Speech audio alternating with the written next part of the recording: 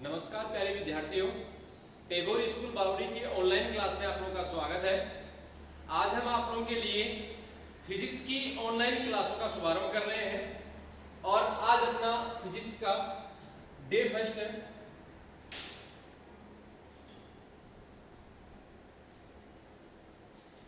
और आज हम लोग फर्स्ट डे में फर्स्ट क्लास में यहाँ सिलेबस का जिक्र करेंगे कि अपने एग्जाम में कौन सी यूनिट से अपने फिजिक्स जो है वो यूनिट में डिवाइड कर रखी है, कौन सी यूनिट से कितने नंबर के क्वेश्चन आते हैं और अपने एग्जाम में किस किस लेवल के क्वेश्चन आते हैं, उन सब के बारे में अपने यहाँ पे जिक्र करेंगे।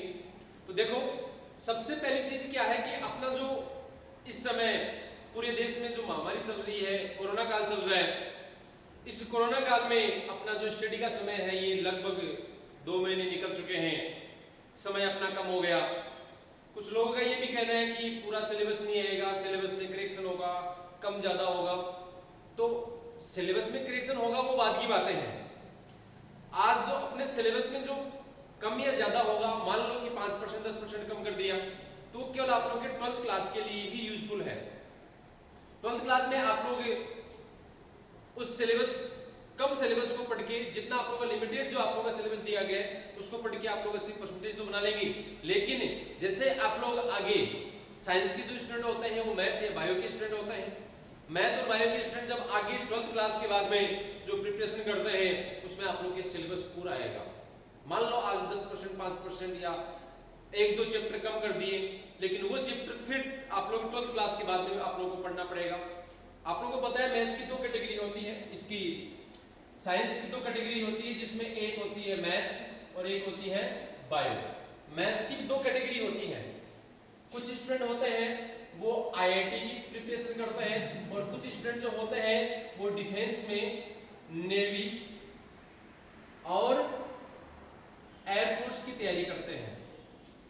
ठीक है, नेवी और एयरफोर्स की जो तैयारी करते हैं वो स्टूडेंट फिजिक्स का 100% जितना आप लोगों का सिलेबस है, जितना 12th क्लास का जो सिलेबस है पूरा 100% सिलेबस पढ़ना पड़ेगा।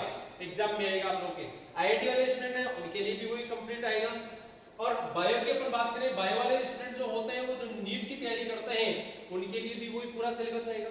तो आज भले आप लोग के 12th क्लास में मान लो कि 20% कोर्स आप लोग का कम कर दिया हो, 12th क्लास में आप लोग जो शेष बचा हुआ 80% है, 80% सिलेबस पढ़ के आप लोग अच्छे मार्क्स ले आते हैं, अच्छी परसेंटेज बना लेते हैं। लेकिन समस्या कहाँ आएगी? जब आप लोग यहाँ इनकी एग्जाम देंगे तब वहां आप लोगों के पूरा सिलेबस आएगा। तो ये जो 20% सिलेबस आज आप लोगों का जो कम हो रहा है वो यहाँ नए सिरे से आप लोगों को पढ़ना पड़ेगा। तो मेरी आप लोगों की पर्सनल सलाह यही है, मैं आप लोगों को यही कहना चाहता हूँ कि आप लोगों का जो सिलेबस है पूरा पढ़े। अभी जो समय है आप लोगों का निकल रहा है और ये मान लो कि निकलता ही जा रहा है, इस समय को आप लोग वेस्ट ना करें, समय का सदुपयोग करते हुए आप लोगों को पूरा सिलेबस पढ़ना है। आज हम लोग यहाँ पर पूरे सिलेबस का जिक्र करेंगे क्योंकि ये जो कोरोना काल है इसमें स्टडी नहीं हो रही है और स्टडी नहीं होने की वजह से स्टूडेंटों में कई प्रकार की मानसिकता आ जाती है, कई प्रकार के मानसिक रोग हो जाते हैं, जैसे चिड़चिड़ापन होना, कई प्रकार के उदासी रहना, स्टडी से दूरी बना लेना, घर वालों के कहने पर बुरा मानना।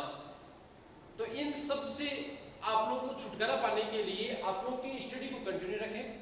फिजिक्स के आप लोगों के डे बाय डे आप लोगों का वीडियो आता रहेगा, आप लोग देखते रहिए। और इसमें जो आप लोगों का फिजिक्स का 12th क्लास का जो सिलेबस है उस सिलेबस को एक बार आप लोग यूनिट के हिसाब से, अपना जो सिलेबस है उसको टोटल 10 यूनिट में डिवाइड कर रखा है, तो उसके अकॉर्डिंग अपन देख लेते हैं। एक बार अपन थोड़ा सा डिस्कस कर लेते हैं कि अपने कितने मार्क्स की एग्जाम वगैरह होती है, किस हिसाब से कितने क्वेश्चन आते हैं, एक बार उसका थोड़ा सा अपन यहाँ जिक्र कर लेते हैं। अपना जो टोटल पेपर होता है 100 नंबर का होता है, ठीक है, जिसमें अपने 30 नंबर होते हैं प्रैक्टिकल के, प्रैक्टिकल एग्जाम होती है अपनी, और 14 नंबर होते हैं वो सत्रांक होते हैं, शेष बचे हुए 56 नंबर है उसकी आप लोग की एग्जाम होती है। जो बोर्ड एग्जाम होती है वो 56 नंबर की होती है। यहाँ अपन 56 नंबर का ही ये जो मैटर है वो तैयार करेंगे। ये जो 56 नंबर का मैटर है इसमें आप लोग देखो कौन कौन से किस लेवल के क्वेश्चन आते हैं। अपने जो पेपर में क्वेश्चन आते हैं वो ऑब्जेक्टिव टाइप के तो आते नहीं है, पहले आया करते थे। जब से एनसीईआरटी लगी ऑब्जेक्टिव टाइप के क्वेश्चन हटा दिए गए। हमारे 4 कैटेगरी है। फर्स्ट कैटेगरी अपन देखें तो अपने 11 क्वेश्चन, ये सॉरी जो फर्स्ट कैटेगरी है, अपन देखें 13 क्वेश्चन आते हैं, प्रत्येक क्वेश्चन 1 नंबर का है, ठीक है। तो ये हो गया आप लोगों के पास में 13 नंबर। फिर अपन आगे चले तो टोटल आप लोग के 11 क्वेश्चन आएंगे, वो 2-2 नंबर के होंगे, ये हो गया आप लोग के पास में 22 नंबर। फिर अपन तीसरी कैटेगरी की बात करें तो अपने पास में 3 क्वेश्चन आते हैं 3-3 नंबर के, कितने हो गए? 9 नंबर हो गए। फिर अपन बात करें तो चौथी कैटेगरी आती है, 3 क्वेश्चन आते हैं आप लोग के 4-4 नंबर के, ये 12 हो गए।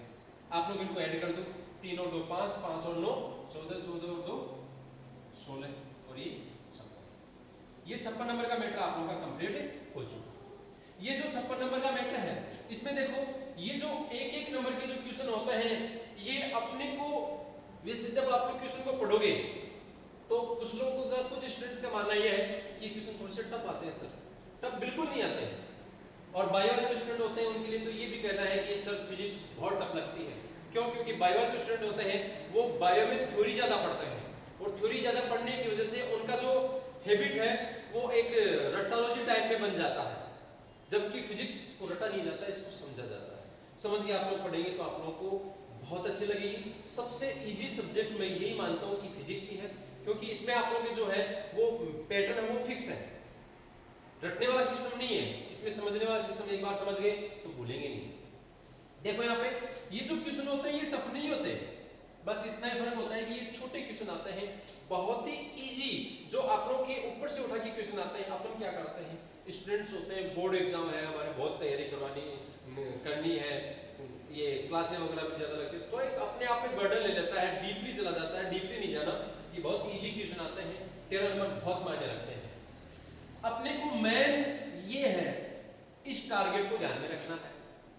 ये अपन देखें कि ये जो 3 जो क्वेश्चन आते हैं वो 3-3 नंबर के, मतलब 9 नंबर हो गए, ये 12 नंबर हो गए। ये अपन देखें तो ये 21 नंबर का मैटर है। यदि आप लोग ये 21 नंबर का मैटर तैयार करोगे, ये ऑटोमेटिक आप लोग के तैयार हो जाएगा। नंबर के हिसाब से आप लोग के एक क्राइटेरिया होता है कि उसका आंसर कितना देना चाहिए। मैक्सिमम पर बात करें, 1 नंबर का जो क्वेश्चन है, इस 1 नंबर के क्वेश्चन का मैक्सिमम क्राइटेरिया होता है 4 लाइनें, 4 से ज्यादा नहीं होनी चाहिए। इनका होता है आप लोग के 7-8 के लगभग लाइनें, इनसे ज्यादा नहीं होनी चाहिए। तो इनका सबका क्राइटेरिया फिक्स है। अब बात करते हैं अपन, ये 3 नंबर वाला जो क्वेश्चन है, 4 नंबर वाला जो क्वेश्चन है, ये ऐसे नहीं आता कि अपने किसी एक चैप्टर में से एक टॉपिक उठाया और उस पूरे टॉपिक को ऐसे कैसे उठा के रख दिया और वो पूरा 3 नंबर का हो गया। यदि अपने वो पूरा टॉपिक तैयार है तो अपन उसको कर सकते हैं, और यदि पूरा टॉपिक तैयार नहीं है तो अपन नहीं कर सकते, ऐसा बिल्कुल भी नहीं है। यहाँ जो आप लोग के 3 नंबर और 4 नंबर के क्वेश्चन आते हैं, आप लोग प्रीवियस ईयर के क्वेश्चन उठा के देखो, पेपर उठा के देखना, उसमें क्वेश्चन के आगे आप लोग के ऐसे मार्क्स का डिवाइडेशन होता है। यदि 3 नंबर का है तो ये हो गया, यदि 4 का है तो इस प्रकार से डिवाइडेशन होता है। मतलब ये क्वेश्चन जो 3 क्वेश्चन आएंगे वो है तो 4 नंबर के, लेकिन पूरा एक ही क्वेश्चन नहीं होता, इसमें 4 टुकड़े हो गए। देख लो तो उसका पहला पार्ट, उस क्वेश्चन में जो पहला पार्ट है 1/2 हो गया, दूसरा पार्ट 1/2 हो गया, फिर 2 हो गया, 1 हो गया। तो इस हिसाब से क्वेश्चन डिवाइड होता है। बड़ा मेजर क्वेश्चन नहीं आता, इसको आप लोग निबंधात्मक क्वेश्चन कहते हैं। इस प्रकार से डिवाइड होता है, तो आप लोग आराम से तैयार कर सकते हो। मतलब ये जो क्वेश्चन होते हैं, ये क्वेश्चन देखो, इसमें आप लोगों को कहीं पर भी 3 नंबर का क्वेश्चन दिख रहा है? नहीं। कहीं पर भी आप लोगों को 4 का दिख रहा है? बिल्कुल नहीं दिख रहा। मतलब 1/2, 1/2, 2, 1, मतलब ये इसका जो डिवाइडेशन होता है वो छोटी छोटी क्वेश्चनों से ही बनता है। तो इस हिसाब से आप लोग के ये क्वेश्चन आते हैं। एक चीज अपन देख लें, अपना जो टोटल सिलेबस है वो सिलेबस आप लोग के 10 यूनिट में डिवाइड कर रखा है। अपन यहाँ आप लोगों को पूरा मैं सिलेबस लिख देता हूँ, आप लोग यहाँ स्क्रीन पे आ जाएगा पूरा टोटल सिलेबस। तो यहाँ अपने पास में ये जो क्वेश्चनों का डिवाइडेशन है, इसको आप लोग एक बार ध्यान से देख लेना।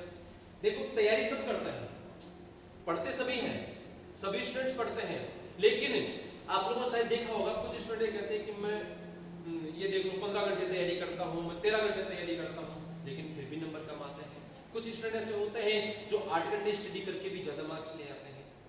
तो कम समय में पढ़ के भी ज्यादा मार्क्स लाना, वो क्या तरीका है? वो तरीका यही है कि वो सिलेबस के अकॉर्डिंग चलते हैं, अपने पैटर्न के अकॉर्डिंग चलते हैं। यदि आप लोग पैटर्न के अकॉर्डिंग चलोगे तो आप लोग के नंबर लाना कोई बड़ी बात नहीं है। फिजिक्स में 100 में से 100 नंबर भी आते हैं, लेकिन वो कैसे आते हैं वो आप लोग को पैटर्न के हिसाब से देखना होता है। आप लोग जब स्टडी करते हैं, पढ़ते हैं, एक बार आप लोगों ने तैयार कर लिया और फिर उसको 2-4 दिन तक देखते नहीं है, बिल्कुल भी नहीं होता ऐसा। वो चीजें आप लोगों के धीरे धीरे निकल जाती है। अपने को उसको एक बार देखते रहना है, क्योंकि मानव की प्रवृत्ति होती है भूलने की। एक छोटा सा उदाहरण मैं आप लोगों को दूं कि अपन क्या करते हैं, जैसे पहले के समय में मोबाइल फोन नहीं हुआ करते थे, तो अपन क्या करते हैं, अपने परिवार के रिलेशन के कम से कम 10 मोबाइल नंबर याद रहा करते थे। टेलीफोन नंबर हो या मोबाइल नंबर याद रहा करते थे, अपन मौखिक याद रखते थे, बोल के बता देते। क्यों? क्योंकि उस समय यदि फोन लगाते भी थे तो अपन एक एक अंक को लगाया करते थे। आजकल मोबाइल हो गए, इसमें फोन बुक आती है, किसी का यदि नंबर निकालना होता है तो क्या करते हैं, उसका पहला अंक, जैसे मान लो नाम अपन देख ले कि अशोक निकालना है, तो अशोक का पहले ए लगाया, ए नाम के सभी आ गए, एस लगाया, अशोक सभी आ गए, और उसमें अपन क्लिक कर देते हैं। अपने को कोई मतलब नहीं है कि अंदर वाले जो डिजिट है वो क्या है, अपने को याद ही नहीं रहते। जबकि अनपढ़ लोग होते हैं वो तो आगे पीछे की 2 नंबर तो कम से कम याद रखते हैं। तो देखो, पढ़ा लिखा है उसको बिल्कुल भी याद नहीं है, जो अनपढ़ है उसको कम से कम 2 डिजिट तो याद है। इसका मतलब पढ़े लिखे अनपढ़ से कितने अलग है, देख सकते हो आप लोग। तो अपने क्या करते हैं, यदि एक बार पढ़ लिया आप लोगों ने, उसके बाद में जब आप लोग रिपीट नहीं करोगे तो आप लोग के बिल्कुल भी तैयार नहीं रहेगा, बार बार अपने को तैयार करना है। आप लोगों ने देख ही लिया 3-4 महीने से कोरोना काल चल रहा है, सब बच्चे फ्री हैं, चाहे वो छोटे बच्चे हो, चाहे बड़े हो, चाहे कॉलेज वाले हो या किसी एग्जाम की प्रिपरेशन कर रहे हो, सभी स्टूडेंट्स की ये स्थिति है कि जो पीछे मैटर तैयार किया था वो भूल गए। 12th क्लास का एक मैथ का पेपर जो कोरोना काल के बाद में लगा, उसका बच्चों पर कितना प्रभाव पड़ा है। क्यों? क्योंकि पीछे का मैटर छुट्टी में तैयार किया नहीं और वो धीरे धीरे आउट हो गया। तो अपन देखते हैं सिलेबस के बारे में। तो अपने पास अपने जो पेपर आता है उस पेपर में टोटल आप लोगों को 170 मिनट मिलती है। कितनी मिलती है? Total 170 minute. देखो, समय का भी डिवाइडेशन है। अपने पास में क्वेश्चन आए थे, 13 जो क्वेश्चन थे वो आप लोग के 30 मिनट में होनी चाहिए। 13 जो क्वेश्चन है वो कितने मिनट में होनी चाहिए? 30 मिनट में होनी चाहिए। उसके बाद में आप लोग के जो 11 क्वेश्चन है, 2-2 नंबर वाले जो 11 क्वेश्चन है वो आप लोग के 62 मिनट में होनी चाहिए। फिर आप लोग के जो 3-3 मिनट वाले 3 क्वेश्चन है वो कितने में होनी चाहिए? आप लोग के 28 मिनट में होनी चाहिए। क्लियर? उसके बाद में जो 4-4 नंबर वाले हैं, जो 4-4 नंबर वाले 3 क्वेश्चन हैं वो आप लोग के होने चाहिए 50 मिनट में। तो इस प्रकार से आप लोग के टोटल आप लोग ऐड करके देख सकते हो कितने हो गए आप लोग के। देखो 9, 11, 60, 70, 170 मिनट हो गए। तो ये जो 170 मिनट है इनका भी आप लोग के डिवाइडेशन कर रखा है। जैसे पहले आप लोग के एक नंबर के 13 क्वेश्चन हुआ करते थे, पेपर में 13 क्वेश्चन होते हैं जो 30 मिनट में कंप्लीट होने चाहिए। जो 11 क्वेश्चन होते हैं 2-2 नंबर वाले वो 62 मिनट में कंप्लीट होने चाहिए। फिर आप लोगों के जो 3-3 नंबर वाले 3 क्वेश्चन हैं वो 28 मिनट में कंप्लीट होने चाहिए। और आप लोगों के जो 4-4 नंबर वाले 3 क्वेश्चन आते हैं वो 50 मिनट में कंप्लीट होने चाहिए। तो इस प्रकार से आप लोग यदि समय लेके, क्योंकि पेपर भी थोड़ा सा लेंथी होता है, आप लोग यदि समय के अकॉर्डिंग काम करेंगे, टाइम के अकॉर्डिंग यदि आप लोग चलेंगे तो अच्छा है। ठीक है, अब देखो सिलेबस आप लोगों का स्क्रीन पे दिख ही गया है। तो अपन बात करते हैं सबसे पहले अपने जो 3-3 और 4-4 नंबर वाले जो क्वेश्चन होते हैं वो कौन सी यूनिट से आते हैं मैं आप लोगों को भी बताऊंगा, नोट कर लेना आप लोग। अपने सबसे पहली है स्थिर विद्युतिकी, सबसे पहली यूनिट है ये अपने पास में है यूनिट्स। आप लोग स्क्रीन पे देख रहे हैं ये सब क्या है? यूनिट है। सबसे पहली जो यूनिट है, पहली यूनिट आप लोगों के टोटल 7 नंबर की है। देखा है स्क्रीन पे आप लोगों को दिख रहा होगा, टोटल 7 नंबर की है। अब 7 नंबर की है उसमें आप लोगों के 3 नंबर का और 4 नंबर का क्वेश्चन आता है। ठीक है, उसके बाद में और इसमें आप लोगों ने देखो एक शब्द दे रखा है स्थिर। आप लोगों को पता है स्थिर का मतलब क्या होता है? स्थिर अवस्था है ये, रेस्ट पोजीशन जिसको आप लोग इंग्लिश में कहते हैं। स्थिर अवस्था किसकी स्थिर अवस्था? आवेश की। किसकी स्थिर अवस्था? आप लोगों ने 12th क्लास में पढ़ा होगा जो चार्ज होता है, जिसको आप लोगों ने स्मॉल क्यू भी लिया है, कभी आप लोगों ने कैपिटल क्यू भी लिया है। तो जो चार्ज होता है, चार्ज कौन सी अवस्था में है? स्थिर अवस्था में है। दूसरी अवस्था जो होती है वो गतिशील अवस्था होती है। कौन सी अवस्था होती है? गतिक अवस्था बोल सकते हैं, गतिशील अवस्था। तो स्थिर अवस्था और गतिशील अवस्था, यदि कोई भी आवेश स्थिर अवस्था में है तो एक अपना एक क्षेत्र उत्पन्न करता है। उस क्षेत्र को क्या कहते हैं? विद्युत क्षेत्र। क्या कहते हैं उसे? विद्युत क्षेत्र। ठीक है, केवल विद्युत क्षेत्र। केवल और केवल कौन सा क्षेत्र उत्पन्न करता है? विद्युत क्षेत्र। दूसरा आप लोग के पास में यदि कोई आवेश, ये आवेश गतिशील अवस्था में आ जाता है, देख लो गतिशील अवस्था में है, तो गतिशील अवस्था में आता है तो विद्युत क्षेत्र तो उत्पन्न करेगा ही, प्लस इसके साथ में दूसरा एक क्षेत्र और आ जाता है, वो कौन सा है? चुंबकीय क्षेत्र। ठीक है, तो अपने जो फर्स्ट यूनिट है उस फर्स्ट यूनिट में अपन क्या पढ़ेंगे? आवेश की स्थिर अवस्था पढ़ेंगे, जिसमें आप लोग के 2-3 चैप्टर आते हैं। तो हम लोग स्थिर अवस्था में जब आवेश होता है तो उसमें कौन कौन सी एक्टिविटी होती है, किस प्रकार से बल लगता है, क्या क्या प्रभाव उत्पन्न होता है, उनके बारे में हम लोग पढ़ेंगे यूनिट फर्स्ट में। और यूनिट फर्स्ट आप लोग टोटल 7 नंबर की है, जिसमें से मेजर क्वेश्चन आता है जिसको आप लोग निबंधात्मक क्वेश्चन कहा करते हैं। क्लियर? चलो अब बात करते हैं अपन नंबर 2 की। जब ये आवेश होता है, ये जब गतिशील अवस्था में होता है तो गतिशील अवस्था में होने के कारण विद्युत धारा उत्पन्न होती है। क्या उत्पन्न होती है? विद्युत धारा उत्पन्न होती है, जो आप लोगों ने देखा होगा। विद्युत धारा जो होती है ये अपने घरेलू कार्य में भी काम में आती है। विद्युत धारा जो होती है वो बैटरी में भी होती है। आज की अपनी पोजीशन ये होगी, आज की अपनी स्थिति ये है, वास्तविक स्थिति, कि यदि घर में लाइट नहीं हो, घर में यदि बिजली नहीं हो तो लगभग काम अपने अटक जाते हैं, क्योंकि हम आदी हो गए इसके। बिजली के बिना अपने काम होते ही नहीं है, क्योंकि आज का जो मनुष्य है वो मेहनत कम करना चाहता है, मशीनों पर आधारित हो गया। आज का युग ही मशीनरी युग है, और मशीनें चलती है लगभग लाइट से चलती है या फ्यूल से चलती है। तो अपने पास में ये जब ये आवेश गतिशील अवस्था में होता है तो विद्युत धारा उत्पन्न होती है।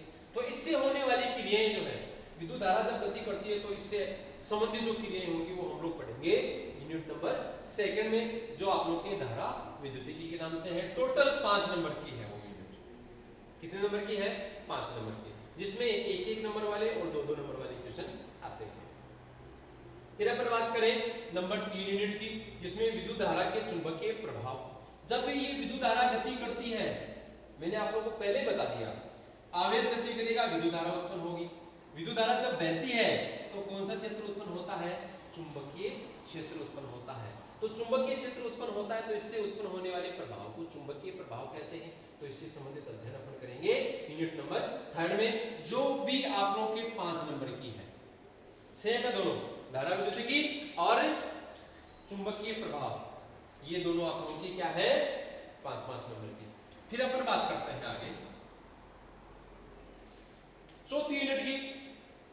चौथी यूनिट आप लोगों के चुंबकत्व और चुंबकीय पदार्थों के गुण है। चुंबकत्व एक गुण होता है चुंबक का, लोह चुंबकीय पदार्थों को अपनी ओर आकर्षित करने का एक गुण होता है। ये चुंबक होती है, ये प्राकृतिक भी होती है। ये जो चुंबक होती है ये कृत्रिम भी होती है, प्रकृति से भी प्राप्त होती है, उसे प्राकृतिक चुंबक है। और ऐसे पदार्थों के जो चुंबकीय गुण रखते हैं, उन पदार्थों के गुणों के बारे में अपन यहाँ अध्ययन करेंगे। ये आप लोगों के स्क्रीन पे दिख रहा है, 3 नंबर की यूनिट है।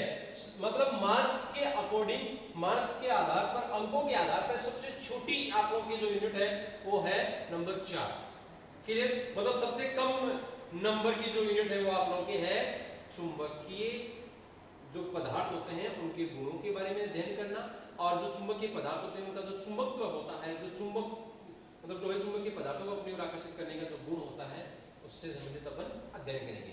नंबर 5 आप लोगों के जो है, ये 5 नंबर की यूनिट जो है, इस यूनिट के टोटल 7 मार्क्स है।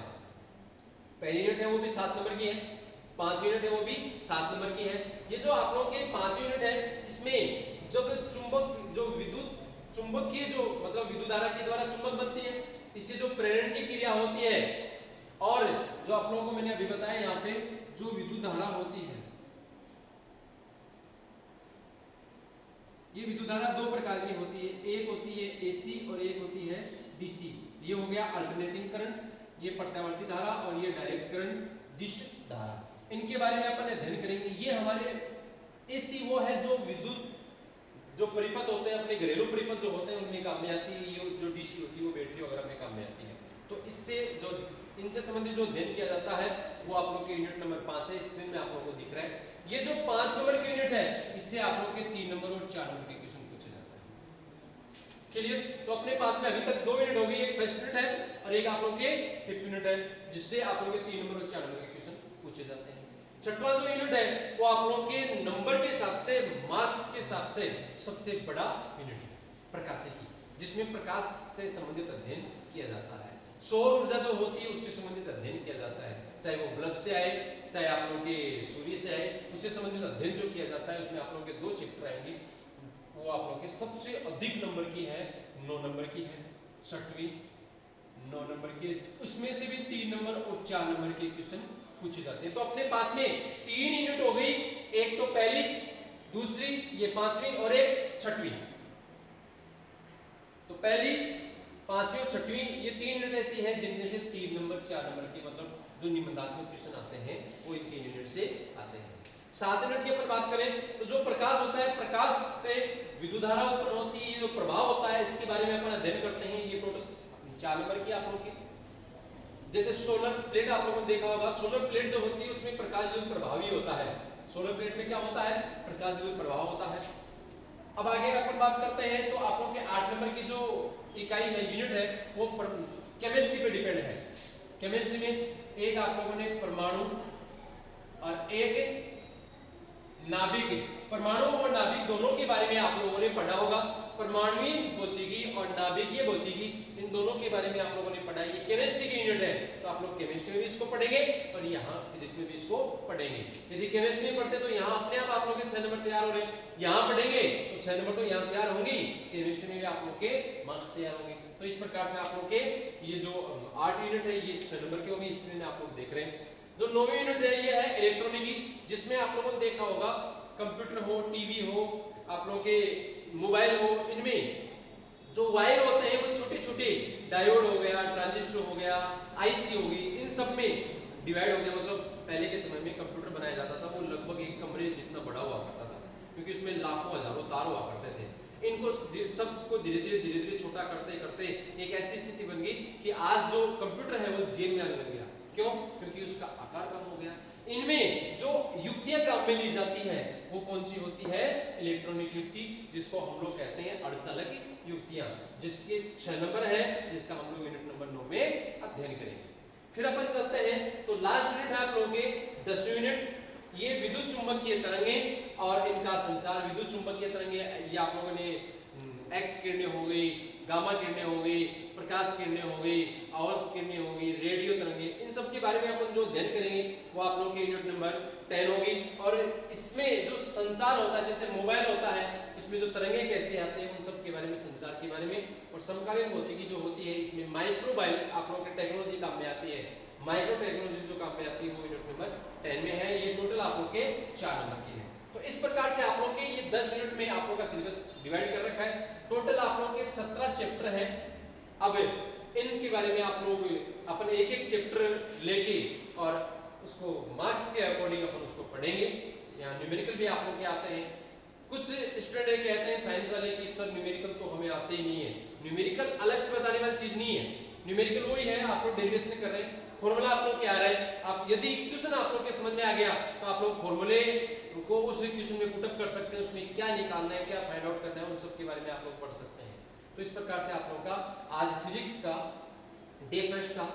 ये आप लोग टैगोर स्कूल बावड़ी के ऑनलाइन प्लेटफॉर्म पे ये आप लोग फिजिक्स की क्लासेस देखेंगे, जिसमें आप लोग डे फर्स्ट में सिलेबस का जिक्र किया है।